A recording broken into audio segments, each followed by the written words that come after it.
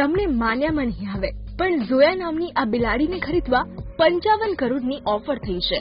અંકલેશ્વરના ગાયકવાડ પરિવારની સભ્ય એવી બિલાડી રાતોરાત ચર્ચામાં આવી છે. 2013માં પરિવારની સભ્ય બની ને હવે તેની કરોડોમાં બોલી બોલાઈ રહી છે. પરિવારનો દાવો છે કે આ બિલાડી દિવસમાં 3 થી 4 વાર રંગ બદલે છે.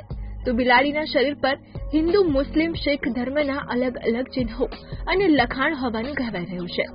બિલાડીના ફોટો અને વિડીયો ઇન્ટરનેટ પર મૂક્યો કે તે રાતોરાત અમૂલ્ય બની ગઈ છે.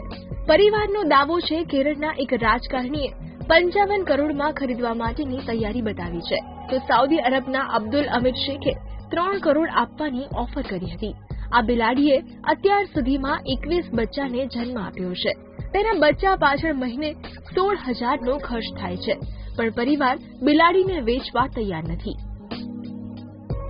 Team Gujarat, divyabhaskar.com